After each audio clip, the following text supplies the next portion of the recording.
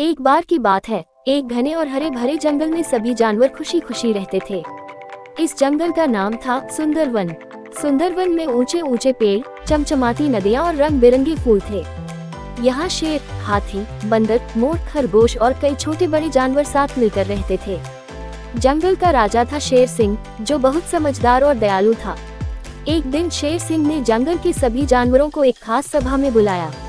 उसने अपनी गहरी आवाज में कहा, मेरे प्यारे दोस्तों, हर साल बारिश के मौसम में हमारा जंगल और भी खूबसूरत हो जाता है।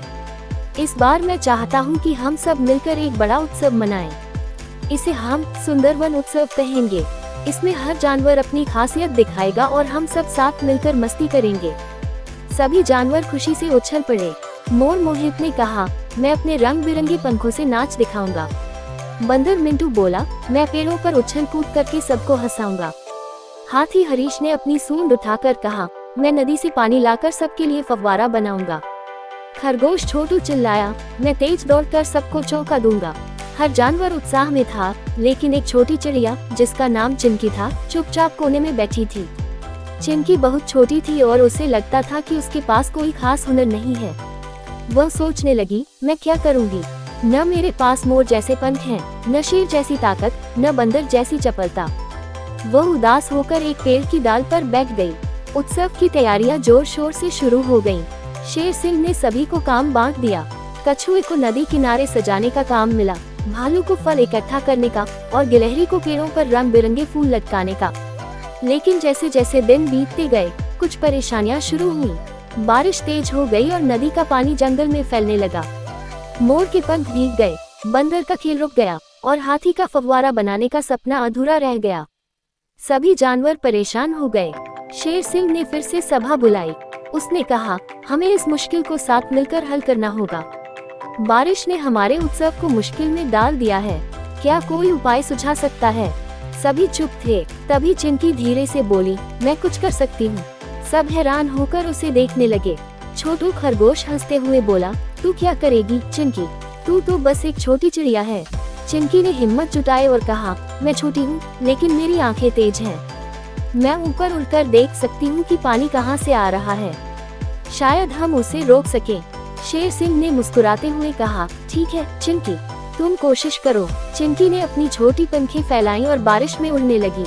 वह ऊंचे ऊंचे पेड़ों के ऊपर गई और नदी के किनारे तक पहुंची। उसने देखा कि एक बड़ा पत्थर नदी के रास्ते में अटक गया था, जिससे पानी जंगल में फैल रहा था।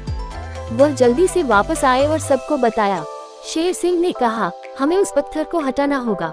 हाथी हरीश बोला, मैं अपनी ताकत से उसे हटा दूंगा।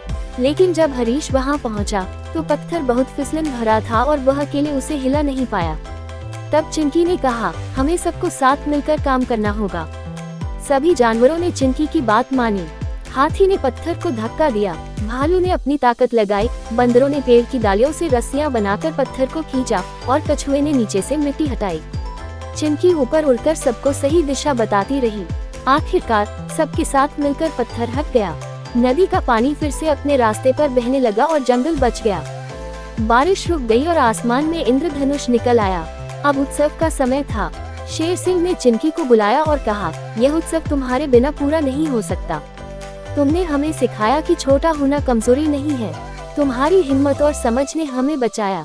सभी जानवरों ने चिंकी के लिए तालियां बजाईं। उत्सव शुरू हुआ। मोर ने अपने पंख फैलाए, बंदर ने उछल कूद की, हाथी ने फव्वारा बनाया और चिंकी ने अपनी मधुर आवाज में एक गीत गाया। खरगोश छोटू ने भी अपनी तेज दौड़ दिखाई। जंगल में हंसी और खुशी की गूंज फैल गई। फल, मिठाइयाँ और खेलों का दौर चला। रात को चांदनी में सभी ने मिलकर नाच किया। उस दिन से सुंदरवन के जानवरों ने एक बात सीखी, हर किसी में कोई न कोई खासियत होती है, चाहे वह छोटा हो या बड़ा। चिंकी अब सबसे प्यारी दोस्त बन गई थी और जब भी कोई मुश्किल आती, सब उसकी सलाह लेते। उत्सव हर साल मनाया जाने लगा और हर बार चिंकी को सबसे पहले सम्मान दिया जाता। जंगल में ये कहानी मशहूर हो गई कि कैसे एक छोटी चिड़िया ने अपनी हिम्मत से सबको जोड़ा और जंगल को बचाया।